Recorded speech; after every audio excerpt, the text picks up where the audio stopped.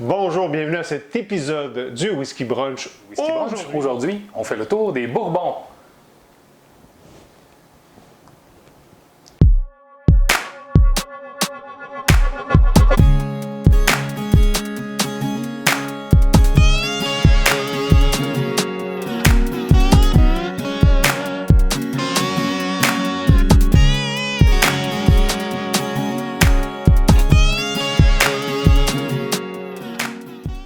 Bonjour à tous, bienvenue messieurs.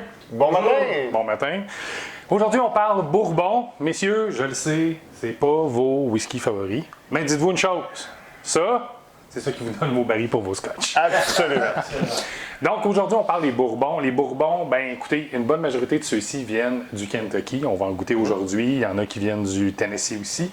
Les Bourbons, majoritairement, on en a déjà parlé dans le premier épisode, viennent ou sont composés du MGP. Le MGP qui est le Midwest Grain Producer. C'est eux qui vont faire la majorité, ce qu'on va appeler des spirits pour les Bourbons. Et ensuite, c'est envoyé vers les distilleurs qui, eux, vont les faire maturer dans leur baril. Puis c'est là qu'on va aller chercher la saveur. Il faut comprendre que le MGP va offrir plusieurs niveaux. Donc, on peut avoir des Bourbons qui ont du beurre du rail, on va avoir des Bourbons qui ont 100% du maïs. Pas 100% parce que techniquement, il faudrait respecter le. Pas en bas de 51, mais peu importe. Puis dépasser 80, on appelle ça un corn whisky. Mais oui, on va avoir des compositions différentes, puis on va y rajouter de l'orge maltée parce que. Pour ça broute. C'est ça. C'est l'orge maltais qui va faire en sorte que les levures se transforment facilement en sucre. Donc, il faut comprendre que tous les Bourbons ont de l'orge maltais. Comme on disait, il va y avoir aussi beaucoup de blé. Il y en a qui vont composer avec du blé. Donc, aujourd'hui. Du seigle aussi. Du seigle, oui, du rye, communément appelé. Donc, aujourd'hui, on va avoir la chance de goûter à 3 Bourbons qui sont d'un. Peux-tu dire d'un range différent? Oui, quand même. Quand même. Ouais. Quand même des bonnes vieilles distilleries qu'on va discuter aujourd'hui.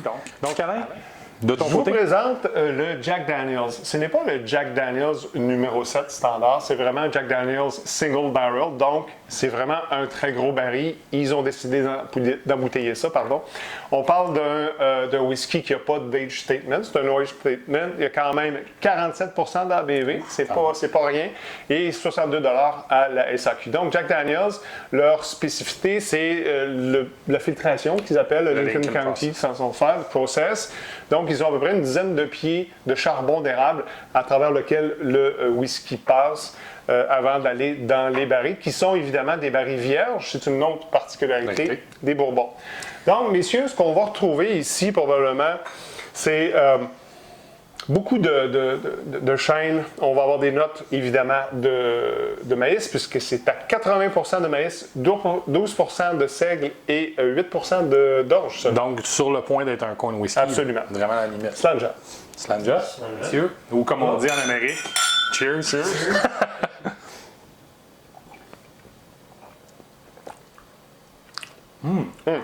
On n'est pas dans le Jack numéro 7. Non, Il y a beaucoup plus d'épices, beaucoup plus de toffee, du caramel. Même presque un peu de fumée. Oui, c'est ça que j'allais dire. La fumée de l'érable ou peu importe si tu la ressens. Quand même, il y a une certaine longueur. Bonne longueur. Ouais, bonne longueur. Donc, Jack Daniels, qui a été fondé par Jasper Newton Daniel, qui s'appelait Jack, a été fondé en 1875 dans le Tennessee, c'est pas du Kentucky, dans la ville de Lynchburg. Et aujourd'hui, c'est une des marques les plus connues. Oui. Qui fait partie du cocktail. Et oui, du cocktail, The Three Wise Men. Si vous voulez savoir c'est quoi les Three Wise Men, c'est 3 gars, Johnny Walker, Jim Beam et Jack Daniels. Ben merci Alain. Très bon whisky. Éric, de ton côté. De mon côté, je vous présente le Maker's Mark. Une belle distillerie. Ça a débuté dans les alentours de 1780. La famille Samuel. Ils ont arrêté comme la plupart de toutes les distilleries avec la prohibition, des années 20. Mais ça a été un retour en 1953 pour cette distillerie-là. Bill, la personne qui a repris le côté familial, a décidé de changer complètement la recette. Au départ, à cette époque-là, en 1953, beaucoup d'ex-militaires de la Deuxième Guerre mondiale s'étaient habitués à boire beaucoup de whisky. Du vrai whisky? Du vrai whisky. Bon, moi, je le dis. Du scotch. Et aux États-Unis, ce qu'il y avait de disponible à l'époque, c'était quelque chose de vraiment de bas de gamme, très peu cher. Et M. Samuel a décidé de refaire complètement la recette.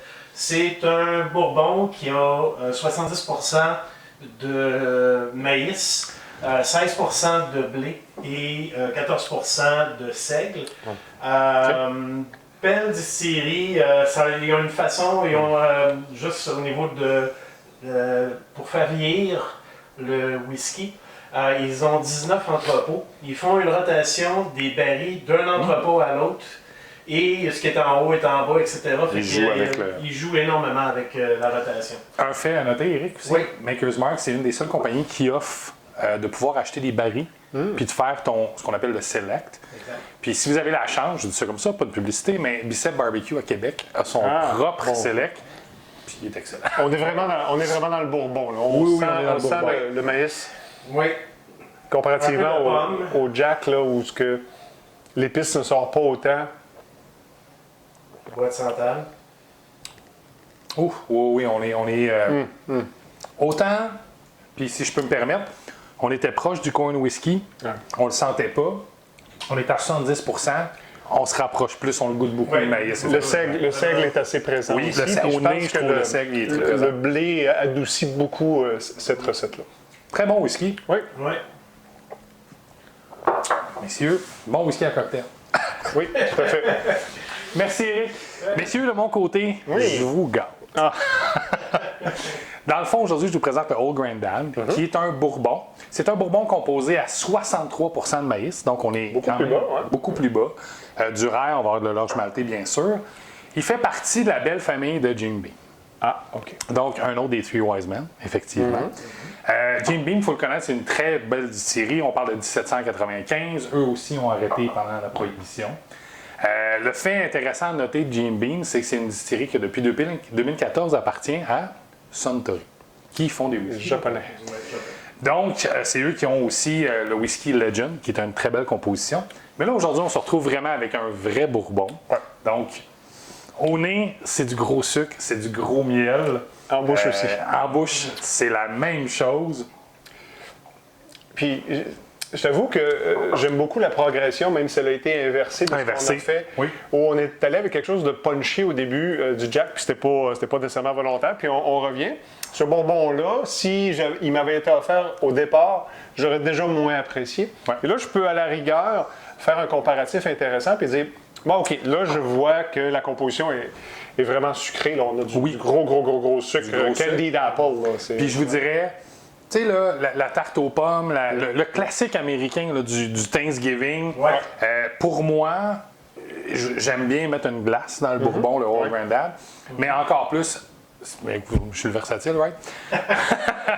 Donc, T'es le genre de gars ambidex, un scotch d'une main, puis un bourbon de l'autre. Mais c'est un bon